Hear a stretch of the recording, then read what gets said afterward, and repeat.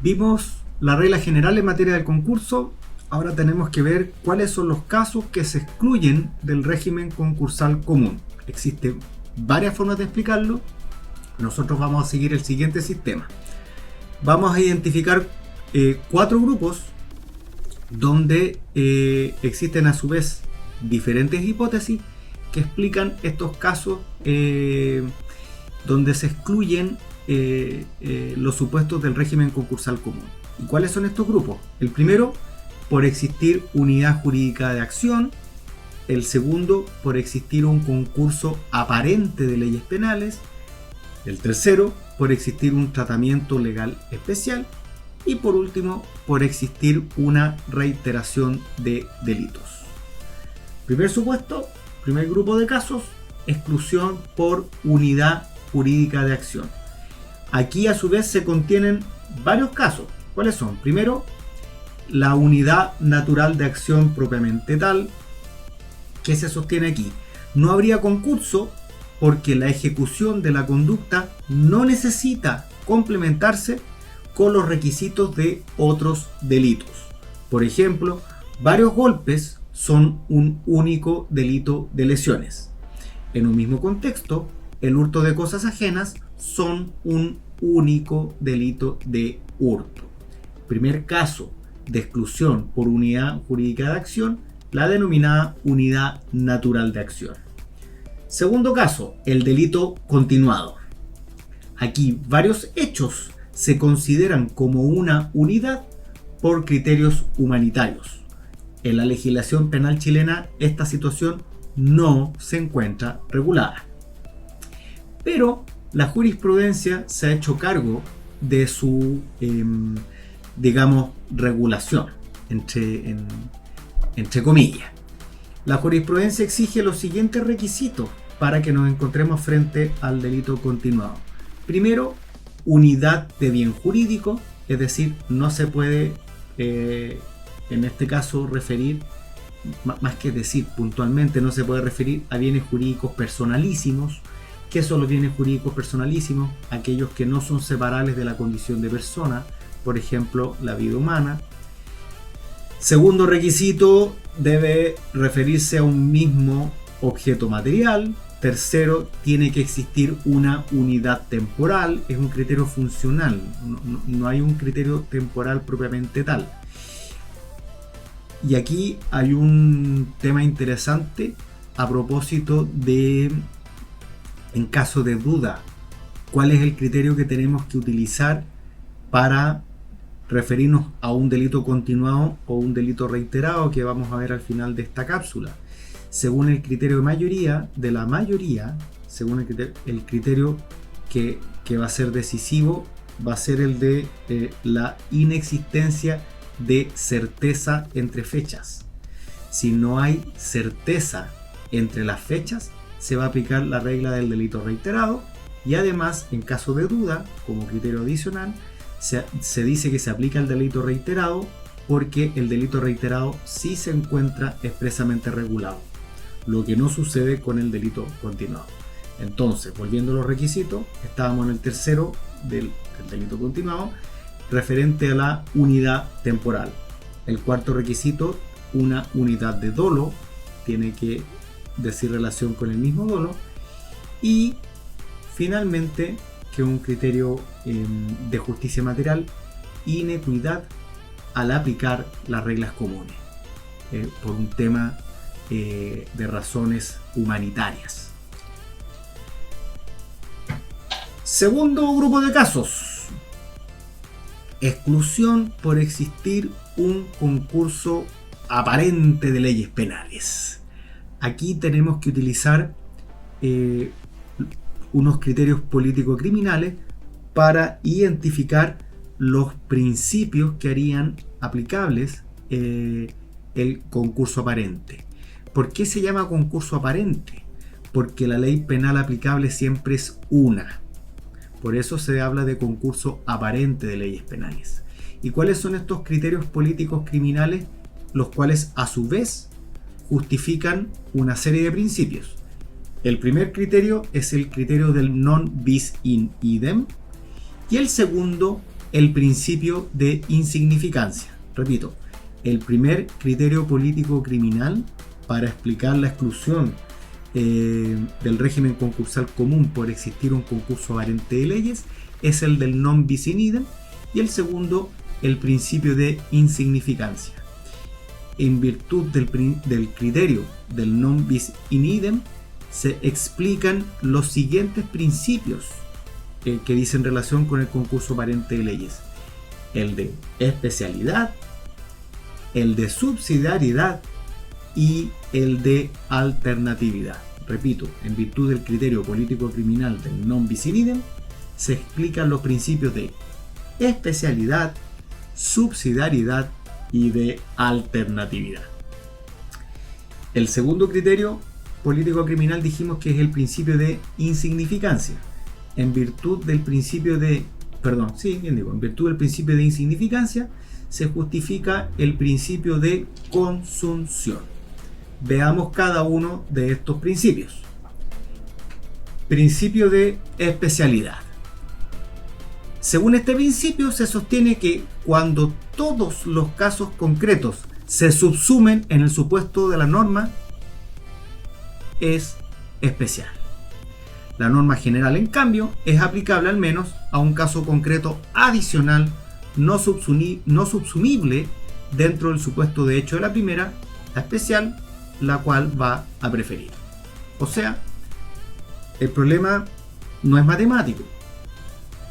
Una misma norma, según el caso, puede ser general o puede ser especial. ¿Cuál es la regla para identificar el principio? Cuando la norma sea aplicable a más supuestos de hechos, esa norma es general. Cuando otra norma sea aplicable a menos supuestos de hecho, frente al caso concreto, esa norma va a ser especial. Y la norma especial prefiere a la norma general. Este es el principio de especialidad. Pasemos ahora al principio de subsidiariedad. ¿De qué se trata? Significa que la norma es aplicable supletoriamente en caso de no mediar otra norma. Para explicar esto, existen dos clases de subsidiariedad. Primero, la denominada subsidiariedad expresa o formal, y en segundo lugar, la denominada subsidiariedad tácita o material. ¿Qué es la subsidiariedad expresa o formal? Aquellos supuestos en que el hecho está combinado con una pena más grave en otra ley. Por ejemplo, así lo dice expresamente el artículo 14, inciso primero de la ley 20.066, cuando se refiere al delito de maltrato habitual. ¿De qué se trata la subsidiariedad tácita o material? Se refiere al supuesto de realización de un tipo penal donde interviene menos intensamente que otro tipo que se realiza en los bienes afectados. Repito, es aquella situación en que la realización de un tipo penal interviene menos intensamente que otro que se realiza en los bienes afectados. ¿Cuáles son los supuestos de subsidiariedad tácita o material? Los delitos de peligro abstracto ceden ante el peligro concreto. Los delitos de peligro concreto ceden ante los delitos de lesión. La tentativa es subsidiaria de la frustración. La frustración es subsidiaria a la consumación. La complicidad es subsidiaria a la instigación. Y la instigación es subsidiaria a la autoría. Por ejemplo, la lesión corporal consumada es subsidiaria al homicidio. Pasemos ahora a los principios de alternatividad y de consunción. El contenido del principio de alternatividad es impreciso y bastante discutible. Se ocupa de resolver aquellos casos en que, de no proceder otros principios de solución del concurso aparente, un mismo hecho que es parte de dos o más tipos penales que lo han descrito a partir de diferentes puntos de vista, debe prevalecer aquel que posea la sanción más grave. ¿Y a qué se refiere el principio de consunción? Conduce a afirmar que un precepto desplaza a otro cuando por sí solo incluye o consume el desvalor que el otro supone. El contenido de ilícito y de culpabilidad del delito más leve es coabarcado por el delito más grave. Por ejemplo, el robo con fuerza absorbe al delito de hurto. Vamos ahora a la exclusión del régimen concursal común por casos en que la ley dispone tratamientos especiales. El Código Penal contiene muchos casos, son dispersos, no están regulados de forma orgánica o sistemática. Por ejemplo, la que ordena una acumulación material de penas entre la sublevación y los delitos que se cometan durante ella, según la regla del artículo 131 del Código Penal.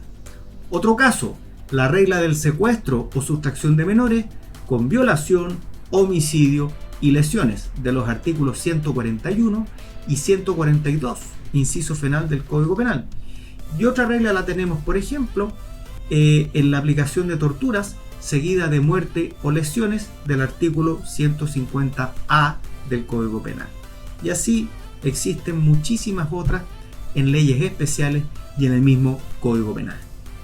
Y finalmente tenemos que ver la exclusión del régimen concursal común, por una reiteración de delitos. Aquí tenemos dos reglas dentro de la reiteración.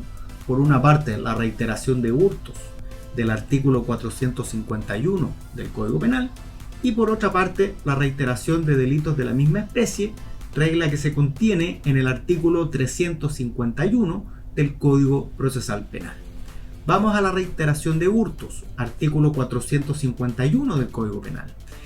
Debe acreditarse que cada hecho separadamente considerado constituye un hurto delito, o sea, que se trate de una cosa de valor no superior a media unidad tributaria mensual.